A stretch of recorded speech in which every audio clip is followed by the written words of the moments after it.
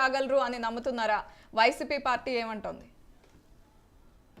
ముందుగా ఏయో టీవీ ప్రేక్షకులందరికీ, ప్యానల్ ఉన్న ప్రజలందరికీ కూడా నమస్కారం తెలియజేస్తుంది. ఈరోజు దావోస్కి వెళ్ళి ఏదో విజన్ 2047 ఏదో అంటున్నారు. మరి గతంలో 14 సంవత్సరాలుగా ముఖ్యమంత్రి ఉన్నప్పుడు వీళ్ళు దావోస్కి ఎన్నిసార్లు పర్యటనకు వెళ్ళారు, ఎంత పెట్టుబడులు తీసుకొచ్చారు, ఈ రాష్ట్రంలో ఎటువంటి పెట్టుబడులు పెట్టి ఎటువంటి పరిశ్రమలు తీసుకొచ్చి ఉపాధి కల్పించేటువంటి కార్యక్రమాలు చేశారని మేమందరూ కూడా అడిగేటువంటి పరిస్థితి ఉంది. ప్రజలందరూ కూడా అనుకునే పరిస్థితి ఉంది. ఇవాళ నేను, మీరు, లేకపోతే మనంలో ఎవరో ఒకరు ఒక వ్యక్తి దగ్గరికి వెళ్ళి లేదా బయట ఊరికి వెళ్ళి 1 లక్ష రూపాయలు, 10 లక్షల రూపాయలు, ఒక 50 లక్షలు అప్పు అడిగితే అతను ఇస్తాడా ఇవ్వడా అనే క్లారిటీ లేకుండా అప్పుడే ఫోటోలు బయట పెట్టి నేను 50 లక్షలు అడిగాను, నాకు పెట్టుబడులు ఇచ్చాడు, నాకు అప్పు ఇచ్చేస్తున్నాడు, నేను అప్పు తీసుకొచ్చి ఇంట్లో సమస్యలన్నీ తీర్చేస్తాను, నా కుటుంబం అంతా బాగుపడిపోతుంది అంటే ఎలా ఉంటుందో అలా ఉంది. దావోస్ పర్యటనలో వీళ్ళు ఏం మాట్లాడుతున్నారు? లోకేష్ గారిని ముఖ్యమంత్రి చేయాలని తపన, తాపత్రయము, ఇవి తప్ప ఇంకేముంది అక్కడ? ఒక ప్లాన్ ప్రకారం ఒక విధి విధానాలతోటి అక్కడికి దావోస్కి వెళ్ళి పెట్టుబడులు రాబట్టే విధానాలు అయితే బాగుంటది. పబ్లిసిటీ స్టంట్ కోసం 2.5 కోట్లు జియో సిఎన్బిసికి, ఎన్డీటీవీకి జియో విడుదల చేసి 2.5 కోట్లు చేసి జాతీయ మీడియాలో డబ్బా కొట్టుకోవడానికి పబ్లిసిటీ కోసం 2.5 కోట్లు ఖర్చు పెడతారా? పబ్లిసిటీ కాదండి, పబ్లిసిటీ గురించి మాట్లాడితే మళ్ళీ మీ ప్రభుత్వంలో పెయింటింగ్స్ గురించి కూడా మాట్లాడుకోవాల్సి వస్తుంది కదా. చెప్తాం దాని గురించి అడిగి వస్తాం. దానికి ఎంత ఖర్చు అయింది? రెండో విషయము, అక్కడ మీటింగ్ లో ఇక్కడ ఉన్నటువంటి ఎవరైతే నారా లోకేష్ గారిని పొగుడతారో, పొగడ్తతో ముంచుతారు, వాళ్ళని వెంబట తీసుకెళ్లి ఆ మీటింగ్ లో నారా లోకేష్ గారు ముఖ్యమంత్రి అయితే బాగుంటది, లేదంటే డిప్యూటీ సీఎం అయితే బాగుంటదని పొగడ్తల వర్షం కురిపించుకుంటే అక్కడ ఆ మీటింగ్లలో మన మంత్రులు లేకపోతే లోకేష్ తో ఉన్నటువంటి వాళ్ళు, చంద్రబాబు నాయుడు గారితో ఉన్న వాళ్ళు మన తెలుగులో మాట్లాడుకుంటూ పెట్టుబడులు గురించి ఊసే ఎత్తకుంటా నేను అది చేస్తా, మేము ఇది చేస్తాము, లోకేష్ గారి గురించే మాట్లాడేటువంటి దావోస్ పర్యటన ఉంది తప్ప వీళ్ళు ఎక్కడైనా ఫలానటువంటి ఐటీ కంపెనీలు మా దగ్గర రావాలి, లేదా గ్రీన్ ఎనర్జీ కంపెనీలు మా దగ్గర రావాలి, పెట్టుబడులు మా దగ్గర రావాలని ఎక్కడైనా మాట్లాడినటువంటి ఒక 4 మాటలు మాట్లాడిన క్లిప్లింగ్ మాకు పెడితే మేము కూడా వీడి ధరించేటువంటి పరిస్థితి ఉంటుంది. దావోస్ పర్యటన అనేది వీళ్ళకి ఎలా అంటే ఒక టూరిస్ట్ ప్లేస్ లెక్క అయింది. ఒక ఎంజాయ్ చేయడానికి, ప్రశాంతత ఉండడానికి దావోస్ అడ్డం పెట్టుకుని అక్కడికి వెళ్ళి వచ్చేటప్పుడు గజేంద్ర గారు, నిజంగా చంద్రబాబు నాయుడు ఎంజాయ్ చేయడానికి దావోసే దొరికిందా అంటే అక్కడ పెట్టుబడుల వేదికగా మీకు అస్సలు అనిపించట్లేదా? చంద్రబాబు నాయుడు ఎంజాయ్ చేయడానికే దావోస్ వెళ్ళారనిపిస్తోందా?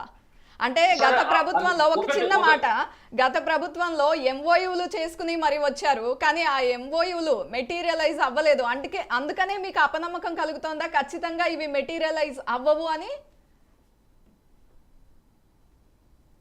సరే, మా ప్రభుత్వంలో మేము 5 సంవత్సరాల్లో ఏం చేస్తామన్నది మనందరూ కూడా తెలుసు.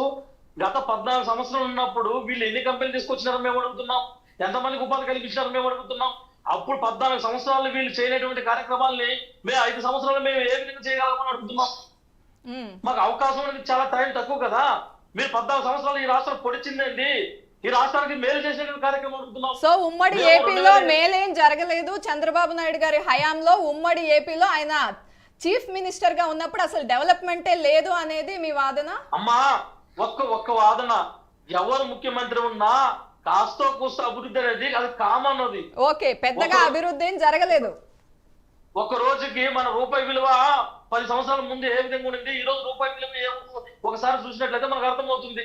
అది కాలాభిప్రాయం కాదు, అభివృద్ధి చెందుకుంటూ వస్తుంది. కానీ దాన్ని ఎవరో డెవలప్ చేస్తే, చంద్రబాబు నాయుడు లెక్క నేను హైదరాబాద్ డెవలప్ చేసిన, లేకపోతే వ్యవసాయాన్ని నేనే కనిపెట్టినా, కార్ని నేనే కనిపెట్టినా, పెట్రోల్ నేనే కనిపెట్టినా, ఆఖరికి మానవుల సృష్టిని కూడా నేనే కనిపెట్టినా అంటే కూడా టీడీపీ వాళ్ళు భజన చేసే వాళ్ళు చాలా మంది ఉన్నారు.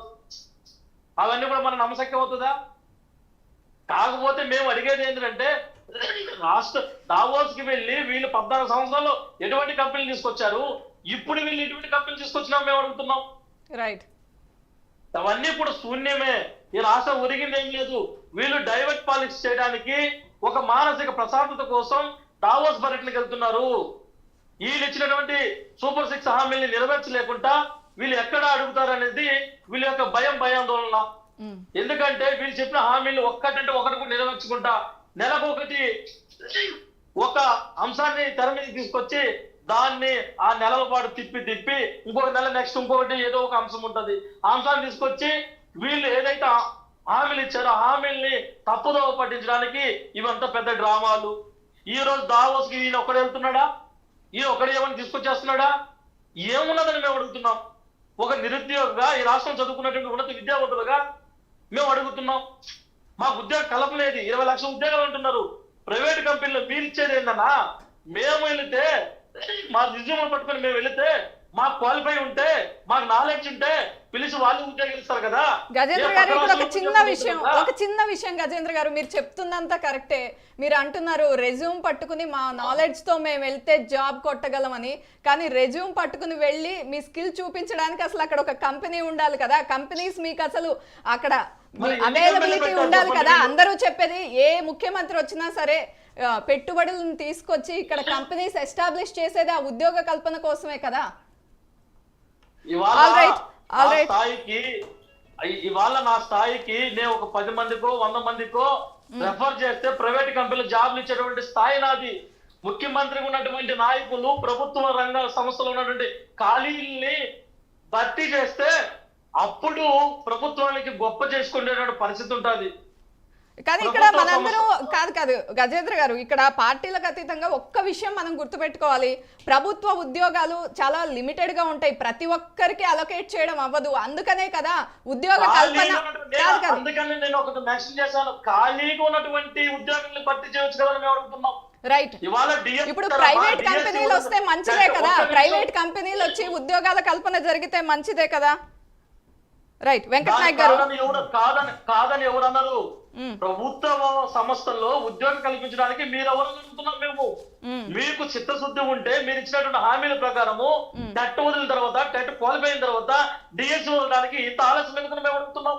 అలాంటి కార్యక్రమం చేయమని మేము అడుగుతున్నాం. అంతే తప్ప ప్రైవేట్ కంపెనీలో ఎవరు వెళ్ళినా ఉద్యోగం ఇచ్చే పరిస్థితి ఉంటుంది. కంపెనీలు ఎవరు పక్క రాష్ట్రంలో లేదా?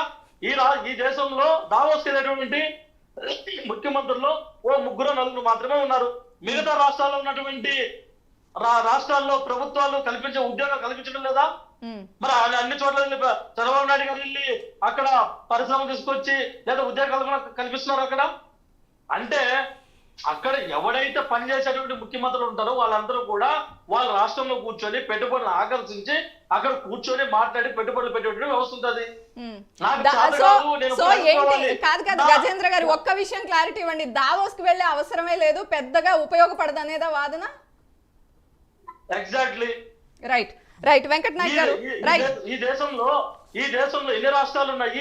ఎన్ని రాష్ట్ర ముఖ్యమంత్రులు మీకు గుర్తుంటే వైఎస్ఆర్సీపీ నుండి జగన్మోహన్ రెడ్డి గారు కూడా దావోస్ పర్యటనకు వెళ్లారు. మరి అప్పుడు ఎందుకు వెళ్లారో ఇప్పుడు ఎందుకు తప్పుగా అనిపిస్తుందో తెలియడం లేదు. ఒక నిమిషం వెంకట నాయక్ గారు, మీకు ఇప్పుడు కొంత ఛాలెంజ్